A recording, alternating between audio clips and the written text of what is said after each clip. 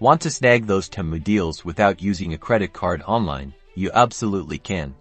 Today, I'm showing you how to pay for your Temu haul at Family Mart. First, make sure you've chosen your items and are at the checkout page. Select offline payment as your payment method. This will generate a barcode specifically for Family Mart. This is important. Take a screenshot of this barcode, or save the order details containing the barcode. You'll need this at the Family Mart counter. Head to your nearest Family Mart. Any branch will do. Approach the cashier. Let them know you want to pay for something using a barcode. Show them the barcode you saved from the Temu order. The cashier will scan the barcode using their scanner. Double-check that the amount displayed on their screen matches the amount due on your Temu order confirmation. Pay the amount due in cash to the cashier.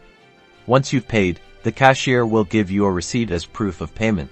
Keep this receipt safe. It might take a few minutes for Temu to register your payment. Check your Temu app order details to confirm that your order status has updated to processing. And that's it. You've successfully paid for your Temu order at Family Mart.